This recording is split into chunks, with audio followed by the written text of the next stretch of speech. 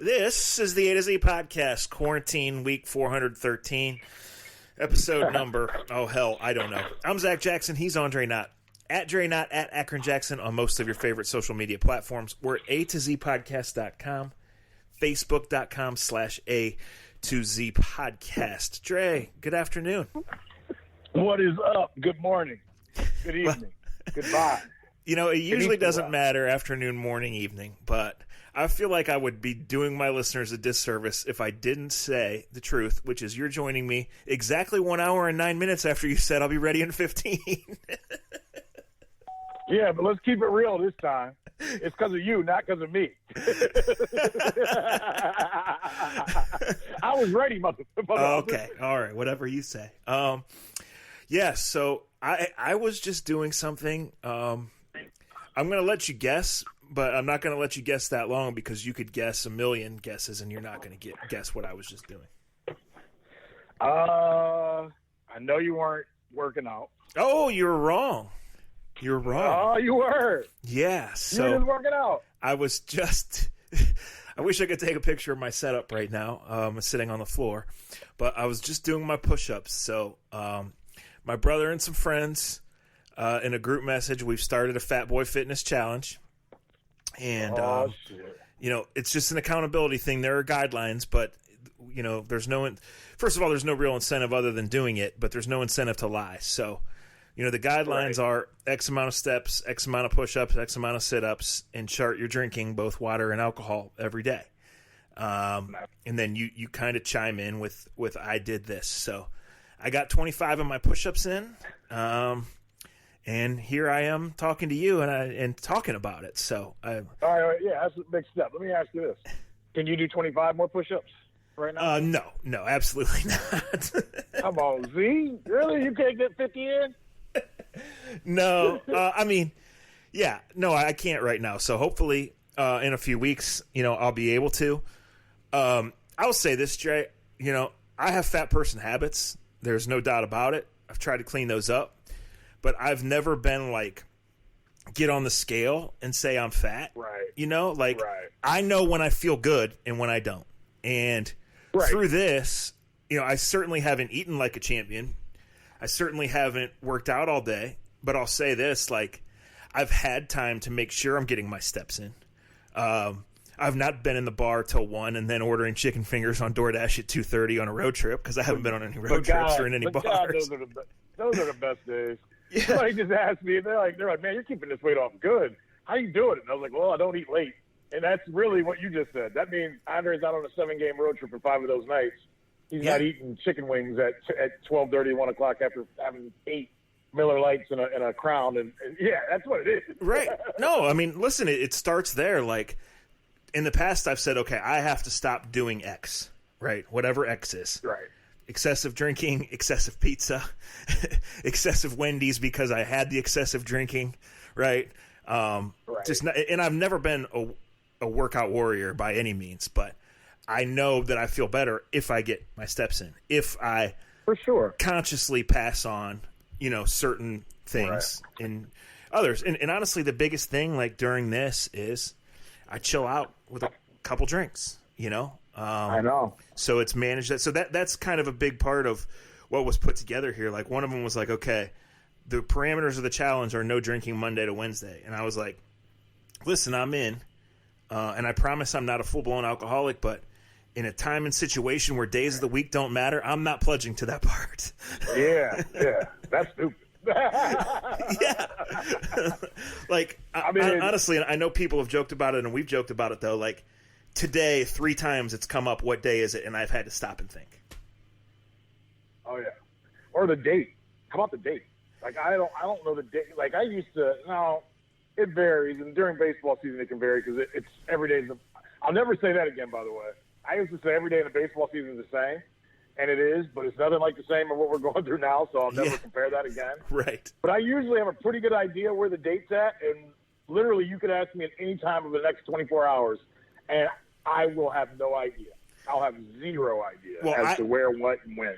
I had 2 things this week where I had to know the date for whatever reason. You know, one was just filling out a paper, signing something that I needed a date, and another one was something I had set up weeks in advance, so I know the date. But last Thursday at 4 o'clock, I sure shit didn't know the date. Next Thursday at 4 o'clock, I won't know the date. So that's just kind of how it goes. On that front, this is what's going on in the world. If you're new here or you're wandering back after a while, first of all, thank you, welcome. We understand people got other things going on and there's no sports, and we take no offense. There ain't no reason you shouldn't have been listening to us. Ain't shit going on. But a big thing, Dre, is last week the governor said that youth sports and non-contact sports can resume. And now, as of a couple of hours ago, the lieutenant governor basically said training for sports can resume. No games, no scrimmages. But what had been a July 1 date for schools in terms of reopening weight rooms, locker rooms, facilities, basically getting ready. And by schools, I certainly mean the colleges and the high schools. And it trickles down, into other things. It's at their discretion. And, an NCAA ruling, a vote yesterday or 2 days ago, basically means that we're 2 weeks away from Ohio State's players being back on campus and in small group workouts in and around the Woody. And, when you think about that being the second week of June, that's kind of right on schedule with what they'd be doing anyway, because that's when the freshmen report and, they go through summer school and they go through their workouts. So there's still hurdles. There's still uncertainty. But as we point towards football, there's more and more whispers about basketball and baseball. And I know it's just whispers unless I've missed something in the last couple hours, but it seems like teams are at least making plans to have second spring training in the next few weeks, right? Yeah. All right, I got to ask you to be careful with your words sometimes. You put small group and Woody in the same sentence. And for me, that reminds me of my college years because I lived in small group, and I don't want to talk about the second half at Kent State. Anyway, the A to Z had we had like a date that we kind of said, if things don't start happening by this date, you can cancel Christmas. We're in for a long fall. We're a long winter as well.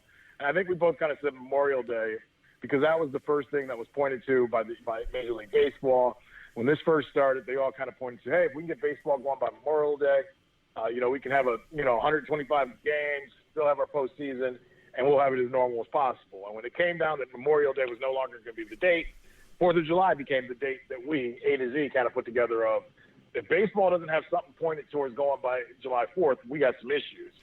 And you're right, slowly but surely, all of these leagues and all of these states, because really it's almost bigger than the actual, MLB, NBA, or NFL. It's bigger almost when you hear the governors. I want to say Monday of this week or Sunday, whenever. Monday's probably Monday. But like 3 governors all kind of came out during their daily press conferences and said, hey, we're opening it up to our, to the pro teams, to the pro level. We're going to be ready to go, by mid-June, the second week of June. And it was Texas, California, and New York. All 3 of those governors kind of spoke out on the same day, same time. And, I believe in coincidences, but I don't believe in getting wool pulled over my eyes. Yeah. All of a sudden, the thought of losing a lot of money became real, and some statements that previously weren't on the way were suddenly delivered quickly, right? Yeah. And then you look at those 3 states for pro teams, because it's good for us locally. I mean, you want the high school kids. I want the high school kids. It pains me more than anything else. Forget my bank account, forget your bank account, forget everybody else's. It pains me that a bunch of high school kids and college kids will never get their senior year. That just sucks. That is no other good word for it. Nobody deserves that. But financially, you start looking at it. You look at California, you look at Texas, and you look at New York, and you think of all the professional teams, because all those states have more than one professional team in each sport. New York, you get a couple. I want to say the number of teams that fills, it was like 38 to 40% of your professional leagues have teams in those 3 states. And it's almost like they're basically saying, we got to get it going in those 3 because that's going to force the hand of everyone else. I think it's coming. I don't know if it's, perfect. I said this on a radio show the other day that when this all started, you kind of pinpoint, all right, we're getting shut down. This is something we've never been through before. But it's going to be a hell of a party when we unlock this thing and we get back at it. That was kind of in the back of my mind, when we can go back at this, when we open it up, it's going to be the biggest party ever. And the other day, DeWine was like, well, you can voluntarily do things. And I was like, voluntarily? You don't really make me feel much safer than I did beforehand. But okay, I guess that celebration hasn't been had by me yet. But I think it's small steps towards getting to where we want to go. And I know that, and I won't mention names, I think baseball players, and in a way, the professional baseball players I know kind of feel, I don't want to put words in their mouth, but they kind of feel pissed off because a lot of words were put in their mouth before they were ready to even talk about whether they're coming back or not. And I think a lot of us were, mad because we're hearing Blake Snell or Trevor Bauer, imagine that, talking about, how much money is going to be taken from them and things of that nature. And a lot of players that I talk to are like, look, we don't want to get screwed financially, but we get it. Everybody's getting screwed financially. We want to play and we want to be safe. Yeah. And it sucks because most of them are like, we're like everybody else. We want to play and we want to make sure we're safe. We're not, and it's like, and they feel like everybody's already run with these guys just only care about their money, because of a couple guys speaking out first. And slowly but surely, it's funny. We haven't seen anything put out, and maybe it will while we're doing this podcast. But I'm getting more and more people around baseball kind of reaching out over the last 24, 48 hours of, get ready, should see you soon, sounds like this is happening, starting to pack up, getting myself together, throwing more bullpens, doing this. Everything's pointing baseball-wise from what I'm hearing, the people I'm talking to us, having spring training. Right. Most likely here in Cleveland. May have some guys down in Akron, throwing and playing at Canal Park. So, let's keep our fingers crossed that that's what's coming. Yeah, hold that thought because I do want to talk about how spring training will go. But, in relation to the orders or who can come back or where, guys, zero economic stance on this, zero political stance on this. The reality is, Dre, at this point, we're over 2 months. It's warm here now. People are going to start doing stuff, regardless of permission or not, right? Yep. Formal orders or not. Like, it's just not realistic to think that at this time of the year, people aren't going to have some sort of gathering, right? It's not realistic to think that people aren't going to go out and fish, go out and sit with their buddies. Go out. It's just not. And to take it all the way down to kids your kids' age, I mean, they need structure. They need soccer practice. They need baseball practice. They've needed their teachers. They're not going to have that, right? But they've needed all that stuff, and it gets to the point where everybody, mom, dad, grandma, kids of all ages, are going to lose their minds. So it's time to do that. And of course, in our world, for our direct jobs, for what our worlds would be, even if we didn't work in the sports field, we want it back. We need it back. We don't know what it's going to look like, but I am encouraged. It was never going to be easy, but you're right. We talked about Memorial Day being kind of lay it out there. And from the NBA, it kind of looks like start gathering in a few weeks and games in late July, right? Which that seemed a little late to me. But, man, however you got to do it to play them, however you got to do it, right? Well, it comes back to money. And what you're saying is right. And I don't do this often, but it's just the truth. Part of the issue we have here with all of this is we have no leadership in any way, shape, or form of how to come back and how to do this the right way, and if we are safe or were we not safe, and everybody makes it political. And what we're all missing out on, because the truth is the truth, is NBA doesn't want to lose billions of dollars. Major League Baseball doesn't want to lose billions of dollars. NFL doesn't want to lose billions of dollars. And the whole freaking thing about this is if we felt a certain way or if we saw this go a certain way, and you're right, people are going out because some people just aren't afraid, even if they were afraid of this originally, because it's like, well, nobody around me has had it. I've had people say that to me. I just hope to God that we're our rudderless ship doesn't take us into a place where we're all screwed and we all go back 5 steps. And that's possible. We don't know that, but anything is possible right now. And I think all of us are willing to take the gamble at this point in time. Not that much is happening, and no one is telling us what's going to happen. So, fuck it. I don't want to lose money either. Let's go. Well, right. I mean, nobody's wanted this, right? Man, it's social media is tough right now. It's really tough. Holy hell. Just let me say this. If common sense and common courtesy are the keys, and a lot of you guys are in big fucking wrecks. That's all I can say. Yeah, you ain't got a fucking chance. Oh my right. God! And I don't want to do this. I'm almost rooting for you to crash and burn. I'm not. I promise. As hard as that is, but yeah, but like we don't have to root. You have to have respect for this. Because look, it's like hiring Freddie to be your head coach. You know it's coming. Yeah. You know what's coming. Yeah, but as we look at it here, like, okay, what we've talked on this pod for weeks. What will it take? And we don't have all the answers, but for 250 people to be in an NFL training camp, right? For 100 people to gather back. You know, the fact is it trickles down to, say, high school sports.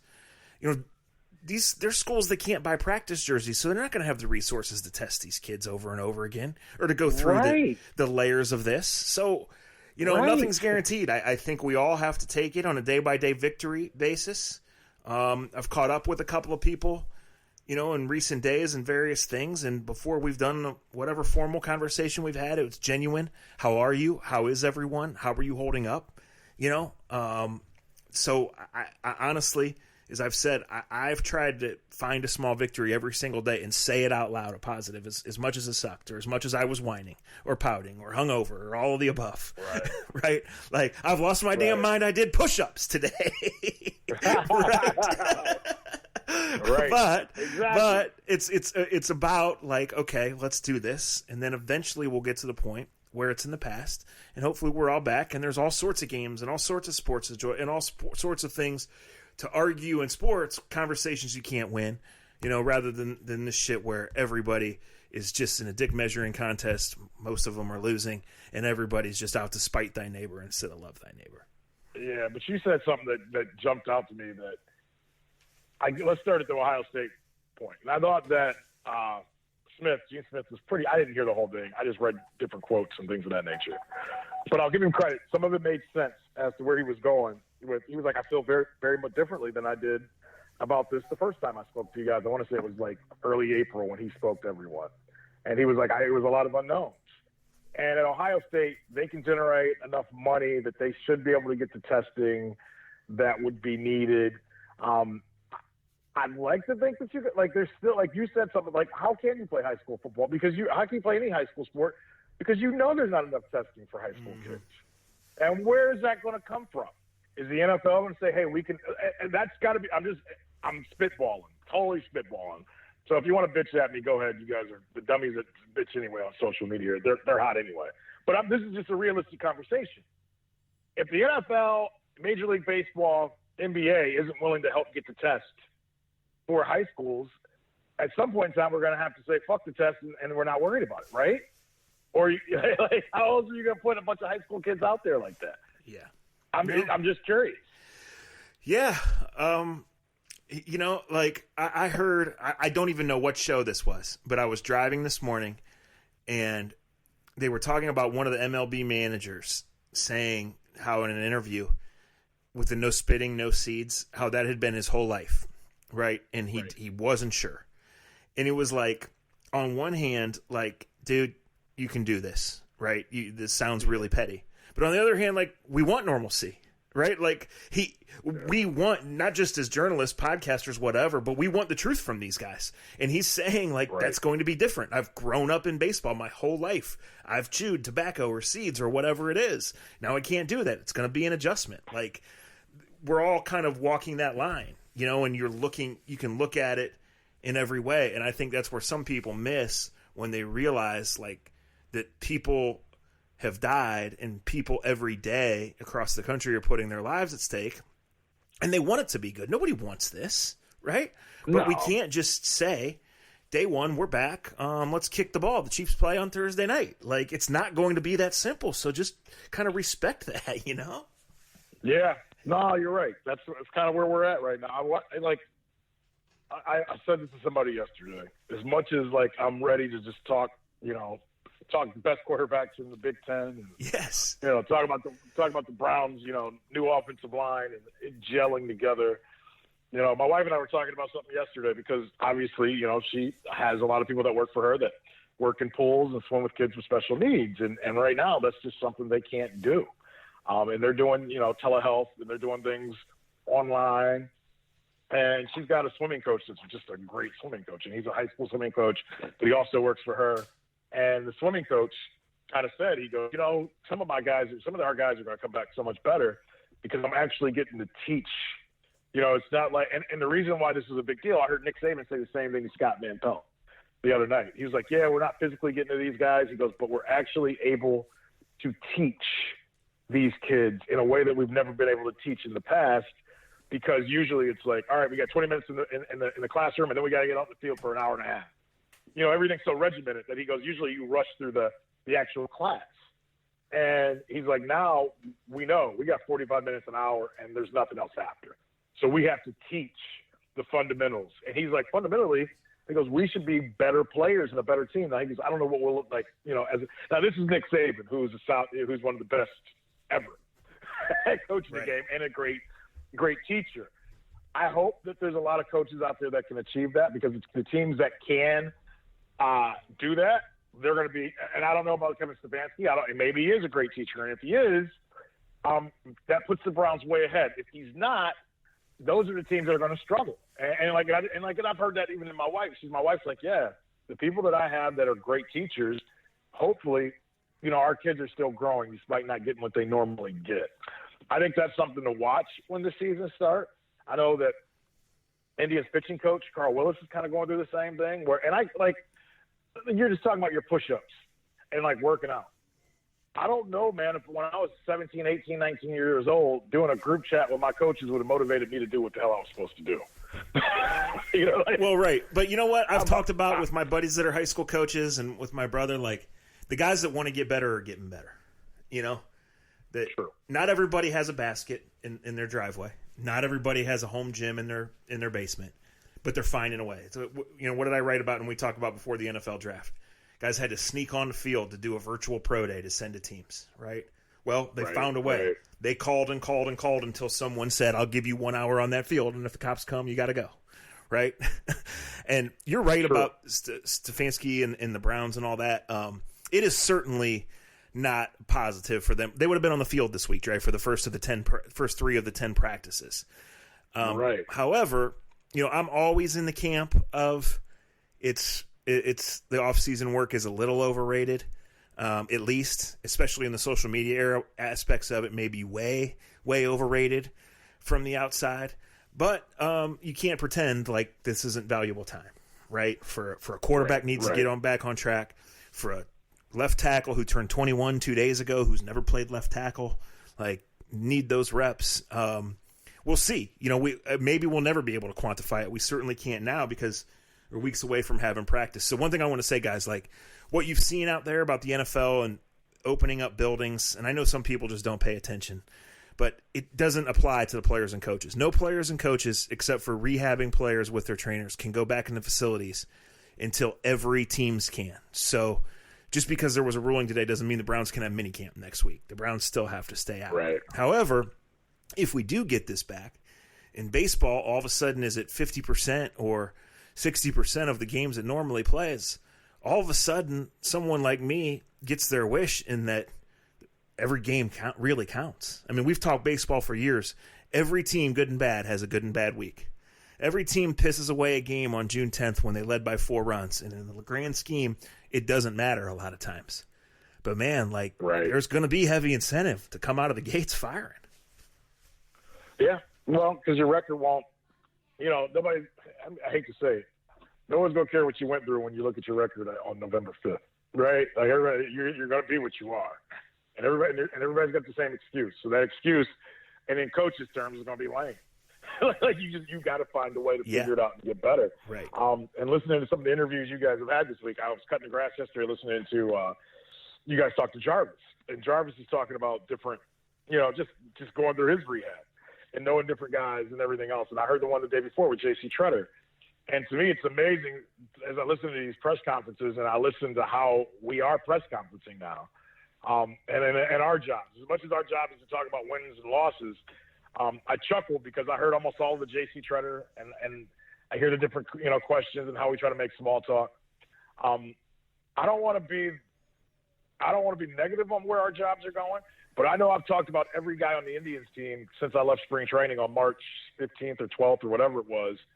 And I've spoken to them, but I never thought I would speak to so many guys through my iPhone, through my laptop, through my iPad. Yeah. And it seems like that's going to be our new regular. Forget new normal. Have you sat around when you should be doing push-ups and you should be opening up another another beer? Have you thought to yourself how, and look, maybe as a writer, and I said this to another writer the other day, maybe you guys are used to doing it like this because you do phone calls and interview, but have you thought about how this is going to change how you may have to do your job come September? Yeah. And I've talked about it, like with my coworkers, with my colleagues who aren't necessarily my coworkers, even with kind of people outside, this strange obsession Clevelanders have with sports writers, but I think I sent you the article today and I hadn't seen it. The basic parameter, German soccer came back, last weekend, right? Yeah. I think it was just 1 week. And the basic parameters there were normally up to 60 writers are covering a match. Well, it's more like 10. And they're not going through the testing process because they're entering their own gate. There's no exposure to the players, coaches, or anyone involved with the game. They sit up, and then after the game, they submit questions through an app and basically interview the players that way. So they're at the game, but there is no locker room. There is no whatever. The only people getting interviews with the players are the official TV network, right? Which I would think, would be you, but I don't know. And I don't think you know either, right? No. If the Indians start playing. Well, the what I've heard over the last 48 hours is yes. I will be. But nobody is 100%. There's nothing. That's the craziest thing. Nothing is in ink. Right. In pencil, yes. Well, here's something. Let me cut you off for a second, Dre, because this just occurred to me. Like, some of your best work has been you'll sit with these guys, right, and you guys will end up putting together a big piece that will air over not one but multiple pregame shows, right? And you've sat with the person, and you've sat with the person's parents and college coach and brother and whatever. Well, now it might be today's Andre's pregame show is you on a Zoom call with somebody, right? Right. Yeah. And the thing, and I'm admitting, for me, one of the better parts of my job, or what helps me be decent at jobs, is just, and you and I have talked about this, and we try to help young journalists with this. The best stuff I get is not on air. Yeah. The best stuff I get is just in having conversations with people, real conversations without a microphone, and then able to bring a normal conversation and not have the repeated conversation on air, but be able to have a feel for what a person, like you did something on it. You did something on it. This isn't a pat each other on the back moment of A to Z, because anybody knows we'd rather talk shit about each other than give each other credit. But you did something on a Zoom call the other day with J.C. Tretter. He's the NFL. He's a Browns players NFL. He's the president of the NFLPA. Yeah. There you go. So everybody's asking questions to him over a Zoom call the other day from the media, and this isn't about anybody else. Everybody's just getting to their question, and you can tell it's a little odd. We've said this. There are different questions asked, and you got 15 of you asking one guy one thing, and when it's a one-on-one, it just is. It's just how people talk to each other. And you're going through this Zoom call with J.C. Tretter, and it gets to you, and in true Zach Jackson. Now, for me, I personally respect this and get a kick out of it because I've worked with Zach, I've watched Zach, I've heard Zach, I've watched that group, I've worked with that group. I know what working in different groups is like. Everybody has their way of trying to get the answer they need. Zach's way is by being a smartass in every point in life and being, and he's in it being a smartass and trying. But Zach is also very good at not only being a smartass, but also having an angle that gets a decent answer out of you because I've obviously done my research on you. I know that's my main thing. Like if I ask something of a player, if I ask something of someone, I'm going to show that, like, I know who you are. I know where you came from. I'm just not here to grab two quotes from you and make my story and say, fuck off. I've taken the time to get to know who you are. And I hear Zach go to J.C. Tretter. Hey, were you the, class president of your middle school class? Everybody gets a chuckle. Then he asks this question, gets a quality answer out of it. To me, every journalist can't do that, Zach.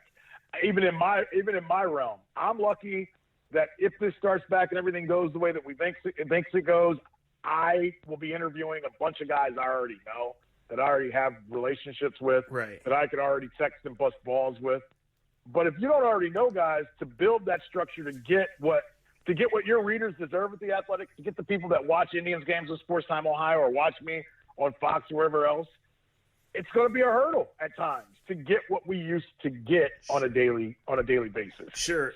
And listen, not only do I think the smart players will capitalize on it, on engagement on social media, but the teams who are really good at social media, and the Browns are pretty damn good. They're the social media Browns are the opposite of the on-field Browns. Like, this is what this is going to be your time to shine. No doubt. It really is. That Building the Browns show is really good. Week in and week out, even when the shit hits the fan, they put out good stuff on their Twitter, on their Instagram, things like that. So it's going to be interesting. And honestly, and then for you too, like, to pass messages along in different ways. I'm going to have to use the social media and get people to interact. So it'll be interesting, and I am interested to see. Because we've seen the numbers, right? UFC came back and NASCAR came back, and it was the most watched NASCAR race in how many years? At least 3, right? Yeah, easily. Yeah. Was it like 8 million, or the number was ridiculous? Yeah, I don't have the number, and I only watched a couple of laps myself. But at first, people want it back, and then how do you sustain? How do you grow? And how do you kind of connect with that audience? Because that's going to be the big thing, and it is, like I said, you guys watch the press conferences through the stream, right, on the Browns, wherever you are. If you're listening to this, you've done it in some form or fashion. When it's Baker or when it's Jarvis or when it's Miles, unless I have a specific question, you don't hear me in there, because I'm using that time where everybody else is with one guy to work that locker room. Well, there's no locker room. That's a challenge. So I've watched Zach do this for years. I watched James Walker do it. The great ones, in my opinion, not to cut you off, I'll get back. The great ones take advantage of that. The ones that are good, they're not involved because, and I hate to say this, and maybe we're giving away too much, but usually we call them gangbangs. Usually in there, a player's not going to talk to you the way he is on one-on-one. And I can get all those quotes from the team, or I can get all those quotes from another journalist. I'm going to go find something. I'm going to get the real scoop on who this team is, while everybody else converges. The good ones are so good at doing that, and that's no longer going to be a part of our repertoire. I'm doing all this working out, and come the fall, there won't even be any gangbangs. All in small group with the Woody.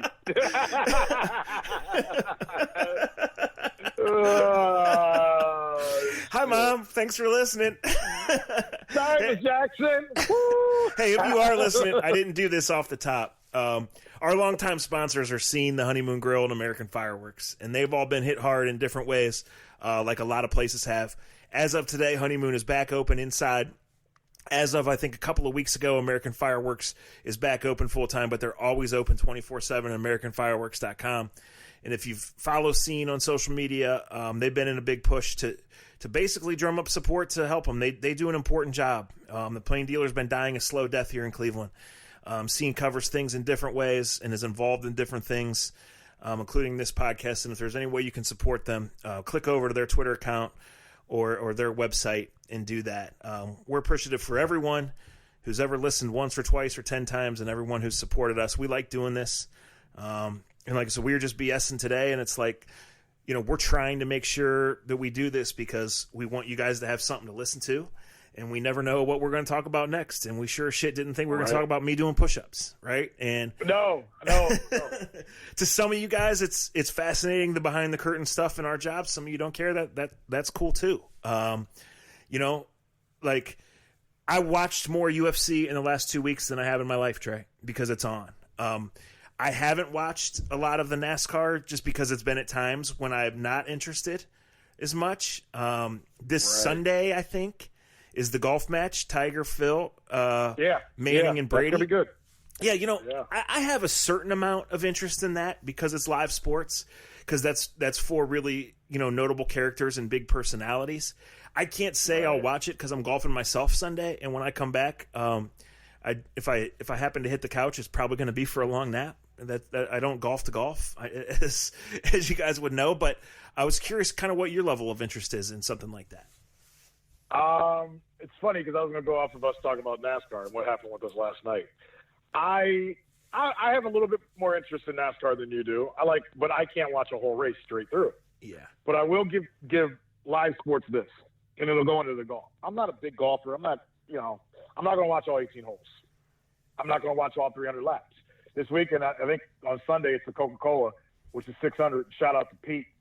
My man Josh Sabo, his birthday is coming up. We've gone to Charlotte for the 600 together, had some great times. I made the joke that we should go this year and just stand outside the track and just go vroom as the cars go by. He's like a brother. He's like a brother to me. Now he watches every lap of every race. Yes. And he's back in heaven. He can drink and he can watch his NASCAR. So last night he taped it because he's got wife and kid duties, and I didn't tape it. You didn't tape it, but we all have our own interests. Yep. He had it recorded, was watching from behind. You and I had already known who had won the race, and I didn't want to tell him. But, it's a little bit like my dad always talked about baseball, and like we've talked about baseball. My dad likes the first month of baseball season. Then he'll pay attention a little bit around All-Star game, and then he cares about the last, month of the season. Mm-hmm. Same thing with a NASCAR race for me. I like watching the beginning. The beginning gets me hyped up, the national anthem, all that stuff. See the first brooms. I see about 10 to 20 laps, and then I can go do whatever else. And then if I get back with 50 laps left, I watch the last 50 laps, and because it was live and something fresh and something new, that was a great experience.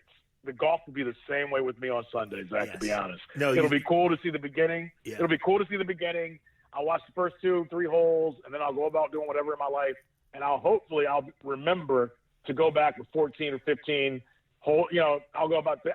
And with Twitter nowadays, you can kind of skip through. And if Twitter's it shows that it's getting hot, hopefully I'll watch the last 4 or 5 holes, and that'll be all I'll need. Yeah, no, that's well said. But it is good to have sports back. And it's funny. I mean, this is just me too, Dre, but a lot of the conversations I've had with people, they've been like, yo, what have you been watching? What have you been doing? And then they start telling a story from some 2011 Rangers Nationals game they were watching the day before because it was on, And I'm like, hey, right. That hasn't been my thing, but I get it.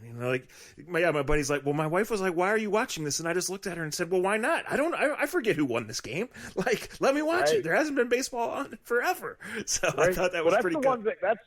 It is. That's the one thing. And I saw, I know nephew Ben may have been on this.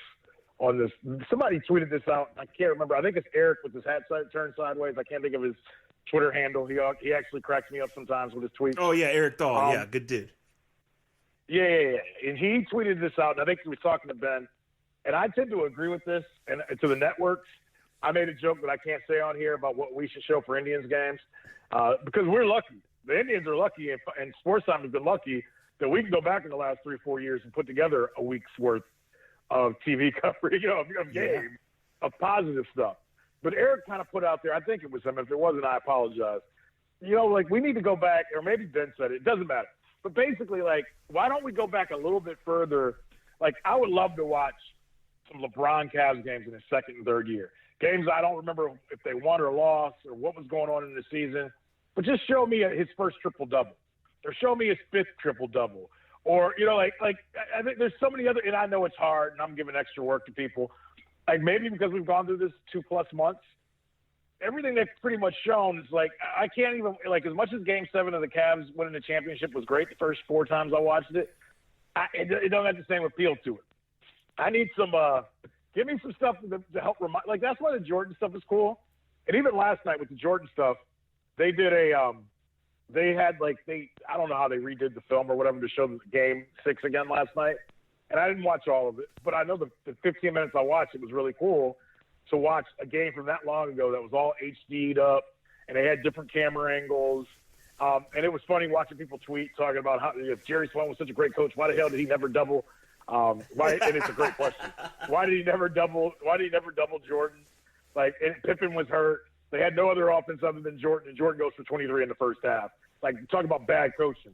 So then there was a whole thread on how bad the coaches were that MJ went against in his 6 championships. It gave something for people to talk about. I just wish we would go back a little bit further and show the stuff that we show rather than what we've been showing over the last 2 months. All right, Dre, I got about 6 minutes before I got to make a work call, but I got two things here. To dive back into baseball, and you might not have the answer, but explain why I'm seeing, and it's just reports, it's just rumors, why as I'm seeing these plans pop up, why I'm seeing some teams, and you mentioned it, plan to just train in their cities, whereas others are headed back to Arizona or Florida. Why do you think that is? I think a little bit of it has to do what is going on in those cities, and if the numbers are spiked, and there's a certain number, like in New York, they may be willing to play games. I almost said Shea Stadium to show my real age. Whatever they call where the Mets play, Citi Field and Yankee Stadium. But I think it's easier for them to go to Florida and go down and kind of go to Port St. Lucie or whatever. And I think Tampa for the Yankees, they have a ton of fields there. You can get 40, 50 guys there. And I would say in New York, unlike here in Cleveland, the numbers haven't been terrible. You can get from East Lake, the Indians facility in downtown Cleveland, and Akron all within a 40-minute, radius one way or the other, 35, 40 minutes. So if you get 45, 50 guys in town and you have to and at this point you can't let 40 guys work out all at the same time together. But if you can stagger it and put, 12 guys in Cleveland, 12 guys in Akron, 12 guys in East Lake, and then kind of rotate through that throughout the day, you may be able to get more. I don't think you can do that in certain cities. So that would be my guess. Okay. Right now. Yeah, that all makes sense. And then the last thing. So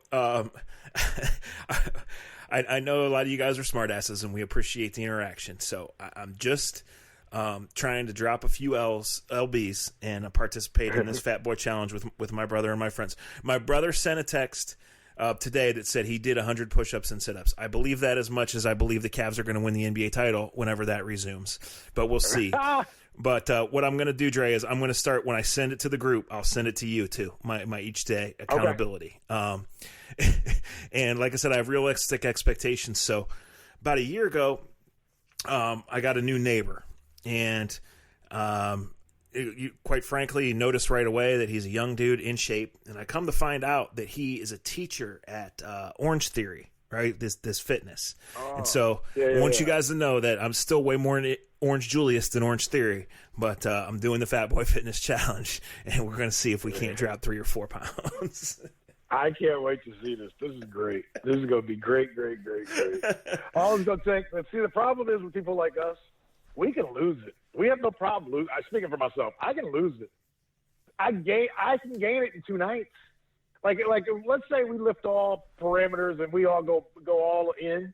I could go out one night with you to a high school game and not make it in and watch it, and then the next day go to a baseball football game with somebody else, and I can gain 10 pounds in 48 hours like it's nobody's business. Right. And like it's nobody's business. Right. Like, where else does anyone in the world say, well, tell me the first time you saw Joe Burrow? And I'll say, well, there was a speedway right around the corner from the stadium, and there was a hill, so you didn't have to go. I mean, who the hell else says that, especially in a public forum? Right. And it's the God honest truth. And it's like, it's the truth. It's like, yeah, we saw it, but... Oh, my God. Anyway, guys, like I said, our jobs are going to be different, and I'm most curious for training camp. I need to watch that. That's where I learn about this team. We don't watch practice during the season, and I get that. That's high-level state secret stuff. But during camp, I'm not going to know shit about the team if I can't watch them practice in an open setting, right? So we'll see. But, whether you find it fascinating or boring or in between, thank you guys for listening always. Thanks for supporting us, tweeting us. All of that. Enjoy your long weekend. It's so strange that it's Memorial Day on multiple fronts, but be kind. Yeah. Stay healthy, and hopefully, as we do this a little more often, and we'll have some real answers and some things to get excited about, because as Dre mentioned 30 minutes or so ago, the day or the near the days that we circled are here. We kind of like what we're hearing in terms of the whispers and the legalities, I guess. And we'll see over the next couple of weeks what comes of all this. All right. That's all we can do. By the way, we didn't get the cards in today. Konnichiwa to Zach. He's so busy trying to get big arms, he forgot to bring the cards. But we'll get back to it. Don't worry. I got big problems, not big arms. Thanks for listening. Talk to you soon.